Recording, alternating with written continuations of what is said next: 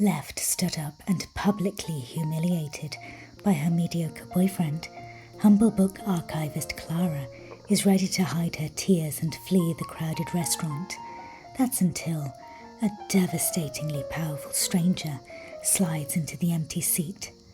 Julian is hidden in plain sight as a wealthy mogul, but he is actually a legendary Alpha King who recognizes Clara as his fated mate. Prepare for an intensely atmospheric slow-burn romance where an overlooked woman becomes the ultimate obsession of a fierce protective king who will break centuries of tradition just to claim her as his equal. The candlelight at the gilded quill did not dance, it wept. Clara stared at the melting wax, watching a translucent bead slide down the silver candelabra and pool on the white linen tablecloth. Across from her, the velvet cushioned chair sat empty, a napkin folded with mechanical precision on the seat. It had been 42 minutes. The text message on her cracked phone screen was brief, devoid of punctuation and utterly devastating. Got caught up at the office. Don't wait up. Honestly, Clara, this place is a bit much for us anyway. Us. She swallowed the lump of burning humiliation rising in her throat. Bradley had always had a way of flattening her world into a small grey box, ensuring she never reached beyond it. She looked down at her dress, a deep emerald velvet she had saved for over 3 months to buy.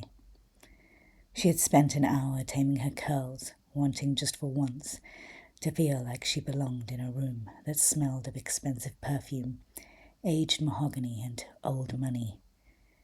Instead, she felt like a child playing dress-up, painfully exposed under the soft amber glow of the chandelier. She could feel the whispers of the waitstaff, the pitying glances from the couple 2 tables over.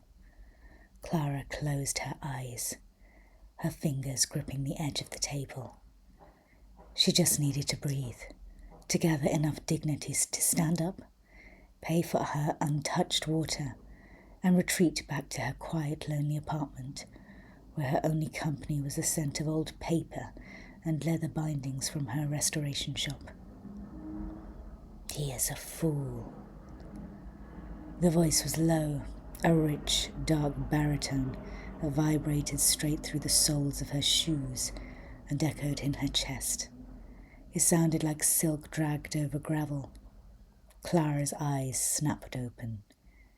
The empty chair across from her was no longer empty.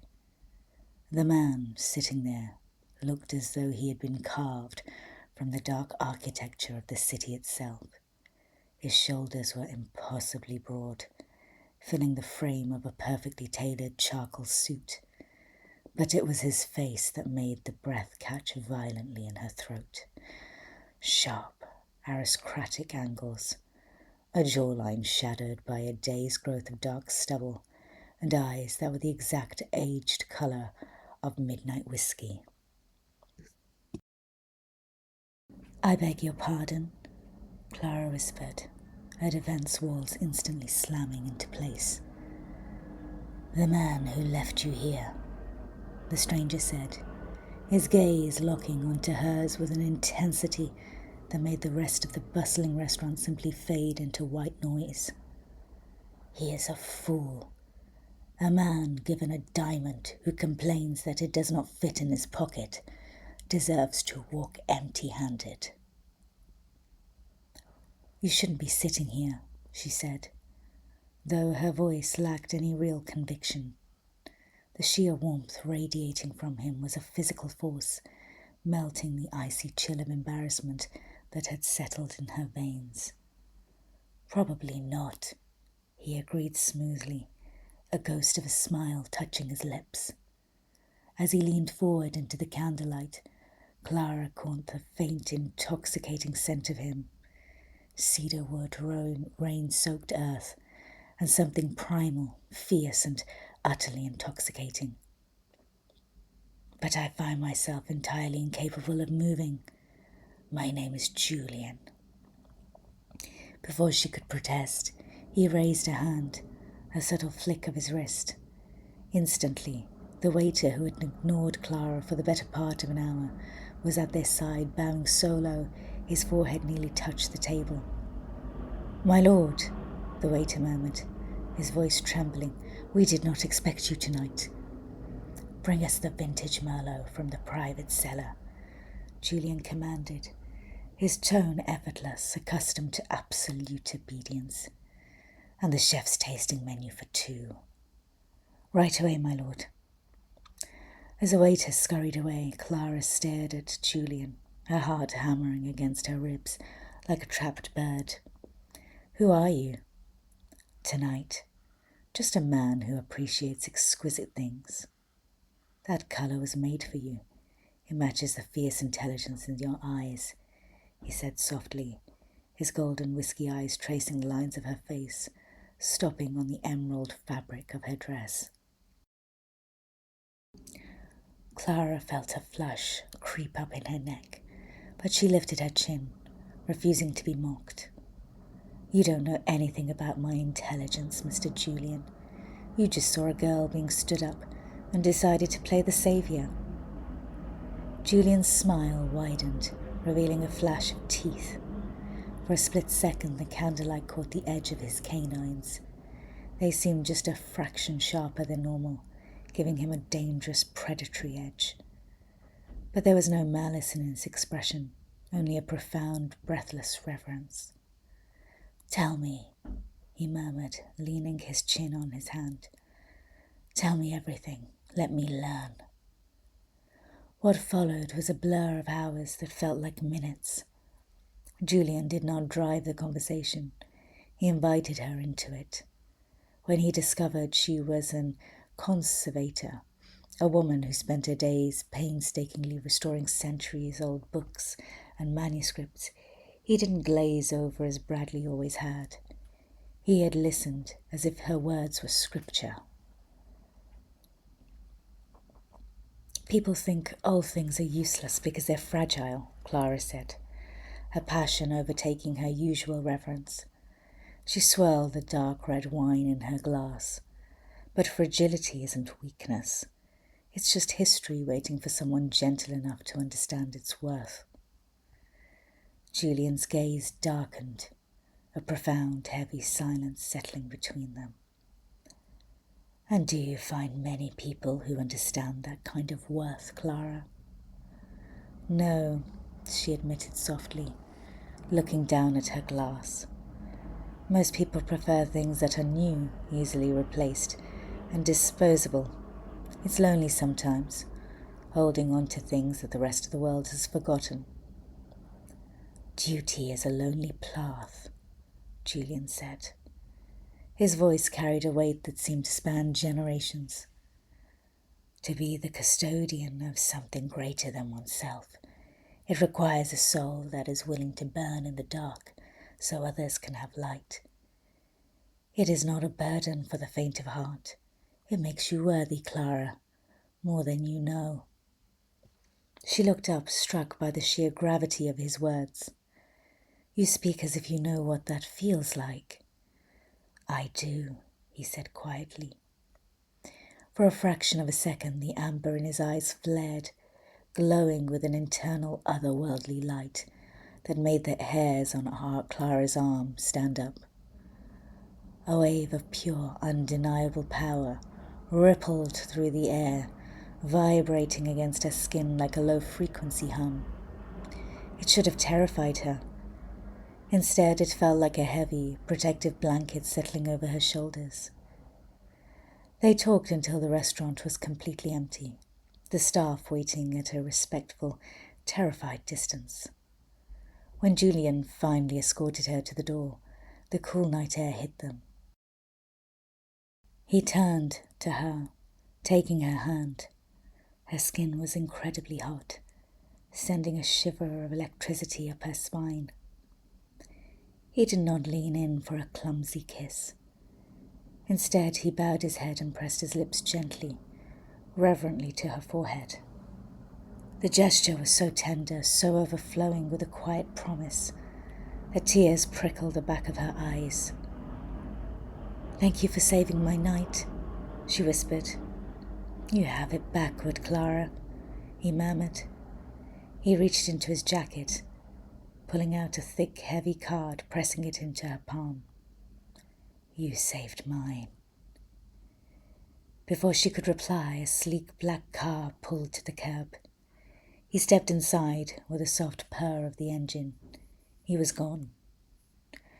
Clara stood under the street lamp, opening her hand. The card was made of heavy, cream-coloured cotton, embossed with the silver crest of a howling wolf beneath the crescent moon. There was no phone number, only a name written in elegant, sweeping calligraphy. Julian Vance.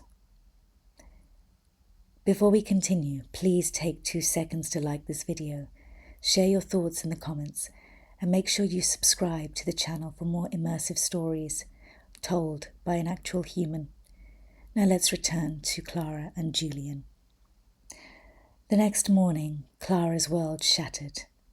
She sat at her restoration desk, a cup of tea cooling beside her as she idly scrolled through the local news on her tablet. A headline caught her eye, accompanied by a photograph that made her drop her tea. The porcelain mug shattered on the floor, but she didn't care. There, on the screen, was Julian. He was dressed in a dark, ceremonial military coat, standing before a crowd of thousands. The headline read, "Alpha King Julian Vance makes rare public appearance after securing Northern Territories." Clara's breath hitched. She read the article with a racing heart. He wasn't a businessman. He wasn't just wealthy. Julian Vance was the supreme ruler of the Continental Shifter Alliance, a legendary near-mythical figure who held the peace of the supernatural and human worlds in his hands. He was an ancient protector, a man of terrifying power and absolute authority. And he had spent 4 hours listening to her talk about leather bindings and medieval glue.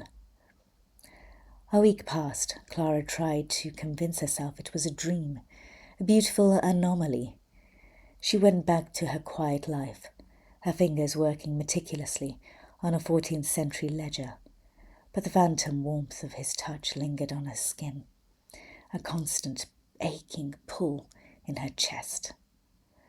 Then, on a rainy Tuesday afternoon, the bell above her shop door chimed. Clara looked up from her magnifying glass. Julian stood in the doorway of her cramped, dusty shop. He wore a simple black cashmere sweater, but his presence filled the room so completely that the walls seemed to shrink.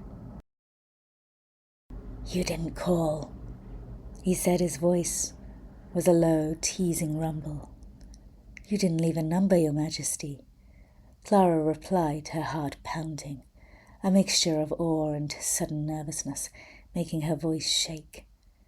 Julian winced slightly, stepping deeper into the shop. The scent of rain and cedar instantly erased the smell of old paper. "Do not call me that. To you I am just Julian. I told you, I am a man who cannot stay away." He walked over to her desk, his golden eyes searching her face with an aching vulnerability. "But my intentions are entirely true. I know who I am. It's a lot to process. I want to court you, properly, if you'll have me." Clara looked at the god among men, a king who could have level cities looking at her as if she held the keys to his universe. "I'm just an archivist, Julian. I'm ordinary." "There's nothing ordinary about you," he said fiercely, taking her hands and lifting them to his lips. "And I will prove it to the world." The proof came 2 weeks later, at the Solstice Gala, a grand traditional gathering of high court shifters held in a sprawling glass ballroom atop the city's highest peak. Julian had sent a gown of shimmering gold silk that hugged Clara's curves like liquid light, along with a driver to fetch her. As beautiful as she felt, the moment she stepped into the ballroom, the atmosphere turned hostile. The supernatural elite were creatures of pride and lineage. Whispers rippled through the crowd like a poisonous wave as Clara walked through the room. A human. A sharp, aristocratic voice sneered from nearby. Clara turned to see a tall, striking woman dressed in ice blue silk, surrounded by a court of wealthy traditionalists. It was Lady Victoria, a high-ranking Alpha elite who had long coveted the position at Julian's side. "She smells of dust and cheap soap," Victoria mocked loudly, ensuring the surrounding crowd could hear. "A mouse trying to play queen. She has no lineage, no power, no worth. She is a nobody, a stain on our traditions." Clara froze, the old familiar weight of humiliation pressing down on her chest. The eyes of the ballroom were on her, cold, judgmental, and predatory, preparing to flee just as she had done 3 weeks ago. Suddenly, the temperature in the room dropped to absolute zero. A crashing, suffocating aura slammed into the ballroom, so heavy that several weaker shifters dropped to their knees, gasping for air. The heavy glass windows rattled in their frames. The crowd parted instantly as Julian walked into the room. He didn't look like the gentleman from the bookshop. He looked like death incarnate. His eyes were entirely golden, glowing with a terrifying lethal light. His elongated canines were fully visible, his jaw locked in an expression of pure, unadulterated fury. He didn't look at the crowd. His eyes locked onto Clara. In 3 long strides, he was by her side, wrapping a protective, massive arm around her waist, pulling her flush against his chest. The moment his warmth enveloped her, the suffocating pressure in the room vanished for her, leaving her entirely safe in the eyes of the storm. Julian turned, his eyes glowing, to Lady Victoria, who had gone deathly pale, her knees trembling. "Say it again," Julian whispered. The sound wasn't loud, but it echoed like thunder through the silent hall. "Say another word about my mate, Victoria, and I will strip your family of their lands, their titles, and their right to stand in my presence." A collective gasp echoed through the room. Mate. The sacred, unbreakable bond of the soul. "My lord," Victoria stammered, sweating through her makeup. She is a human. Tates. I am the tradition," Julian roared softly, his voice vibrating with a power that made the stone beneath them crack. "For 300 years, I have bled for this realm. I have broken empires to build this peace. And I tell you tonight, Clara is my equal. She is your queen. Her worth is measured by the purity of her soul and the resilience of her heart, traits that none of you in your vanity could ever hope to possess." He looked around the room, his gaze a sweeping blade. "If anyone objects to her place at my side, step forward now. Let us settle it by the old laws." No one moved. No one dared to breathe. Julian looked down at Clara, the terrifying alpha beast melting away in an instant, replaced by a gaze so filled with worship it made her breath hitch. He took her hand, lifting it for the entire room to see. "Bow," Julian commanded the room. And as one, hundreds of the most powerful supernatural beings in the world dropped to the knees before the humble archivist in the gold dress. 1 year later, the candle did not weep. It danced.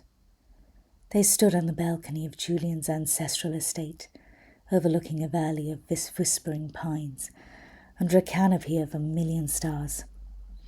Inside, the quiet echo of their private wedding ceremony still lingered, a vow exchanged not out of ancient duty, but out of absolute unyielding choice. Clara rested her head against Julian's broad chest, his massive arms wrapped securely around her waist, keeping the chill of the night air at bay. She looked down at her finger where a simple, ancient ring sat, a piece she was lovingly restored herself. "What are you thinking about?" Julian murmured, pressing a soft kiss to the crown of her head, his breath warm against her hair. "I was just thinking about that night at the restaurant," Clara said softly, a gentle smile touching her lips. "How broken I felt, how convinced I was that I was meant to be overlooked." Julian tightened his grip, pulling her closer, as if the very thought of her pain retroactively hurt him. "The universe works in mysterious ways, my love. Your lowest moment of loss was simply the path that led you to me. You were never meant to be hidden in the dark. You were always meant to be my light." Clara turned in his arms, looking up into the whiskey-coloured eyes that had become her home. She reached up, her fingers tracing his jawline, feeling the steady, powerful thrum of his heartbeat beneath her palm. "I love you, Julian," she whispered. "And I love you, my queen," he replied, bending his head to finally press his lips to hers. A slow, deep burning kiss that sealed their fates for eternity. Thank you so much for listening to tonight's story, and your support means everything. If you enjoyed this story and want to hear more slow burn paranormal romances, please take a moment to subscribe and hit the notification bell. Until next time, stay safe. Sweet dreams.